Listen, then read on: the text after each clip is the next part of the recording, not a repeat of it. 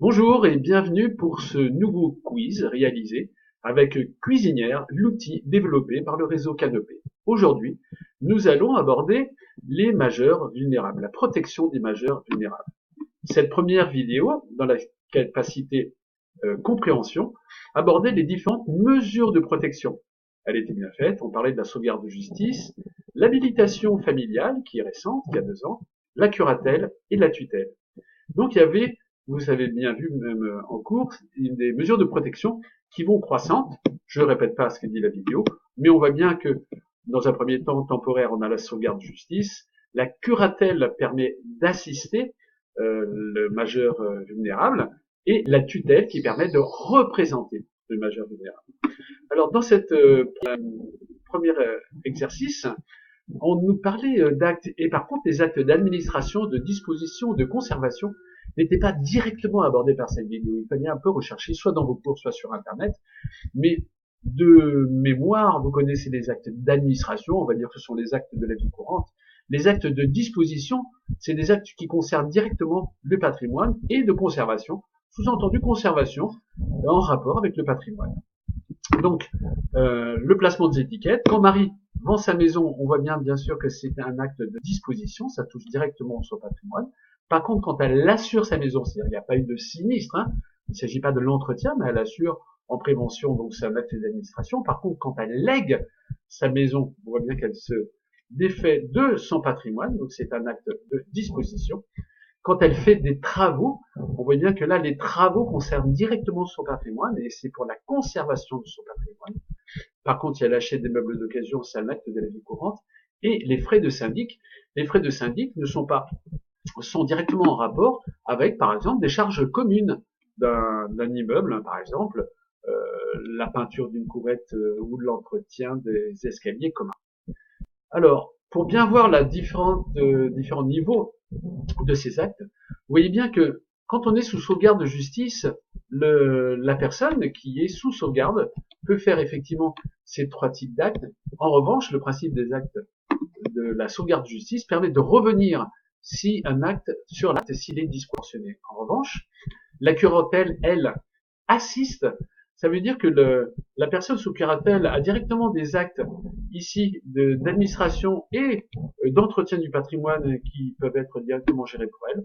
En revanche, les actes liés à la cession, par exemple, de son patrimoine engagent forcément également le curateur. Et par contre, pour la tutelle, comme la personne sous tutelle est représentée, c'est-à-dire c'est le tuteur qui prend la place dans tous les actes de la vie courante,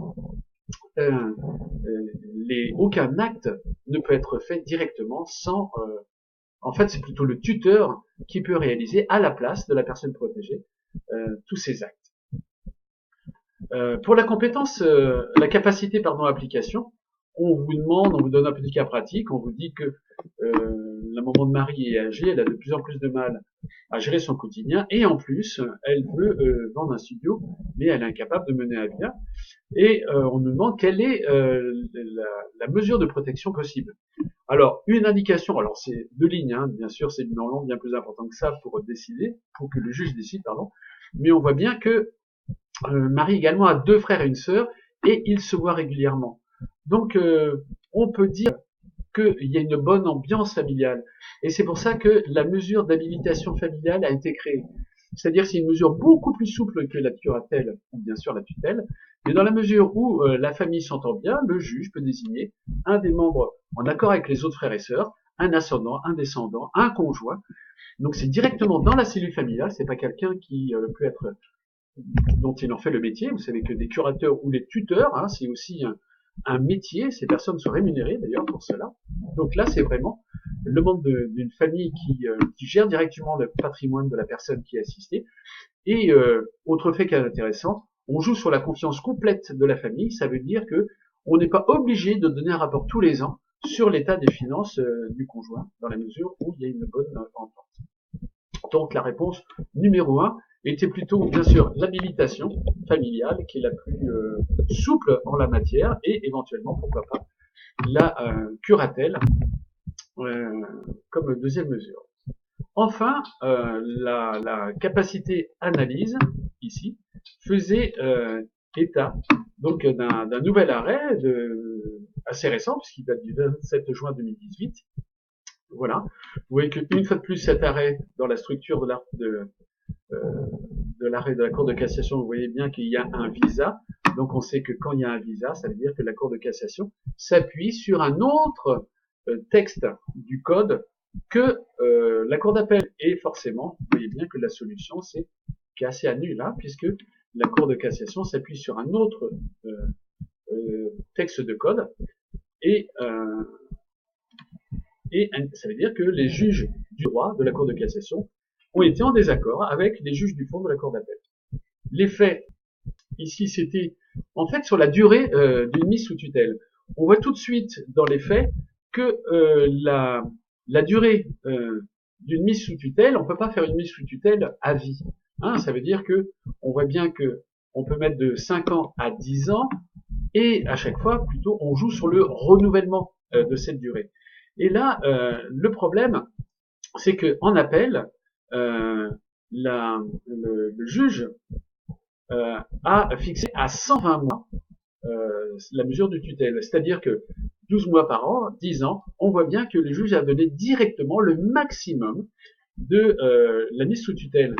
Et ce que dit la Cour de cassation, elle dit elle ne revient pas sur le bien fondé de la mise sous tutelle, mais en revanche sur le fait de pouvoir décider directement la mesure maximum, alors que en l'état de la science et surtout de l'avis du médecin assermenté, hein, je vous signale que le juge s'appuie sur la visite d'un médecin qui est assermenté, inscrit au TGI, hein, c'est pas le médecin de famille hein, qui fait cette mesure, hein, et donc le juge de la Cour de cassation dit que avant de fixer une mesure maximum, on s'appuie forcément sur l'éventualité d'un progrès de la science en la matière et aussi de l'avis du médecin agréé. Donc, le problème juridique, ça veut dire que quelles sont les caractéristiques qui permettent de fixer la durée d'une mise sous tutelle. Et deuxième question, vous voyez que quelle est la durée maximum d'une mise sous tutelle? On l'a mis dans l'arrêt. Elle est de 10 ans, mais il est préférable de répondre 5 ans, qui est la mesure de base, et qui peut être bien sûr éventuellement renouvelée. Et à partir de quelles données le juge des tutelles prend-il sa décision? C'est là où c'est important de parler du médecin assermenté. En général, c'est un psychiatre qui rend visite hein, aux patients malades, même s'il est atteint d'un Alzheimer poussé. Et c'est par entretien avec lui qui décidera justement, qui donnera son avis au juge des tutelles qui va décider par la suite. Et ce médecin assermenté demande en général qu'il y ait un membre de la famille à côté et qui échange justement sur les niveaux de liens familiaux existants. Voilà, je vous remercie et puis rendez-vous à un prochain quiz.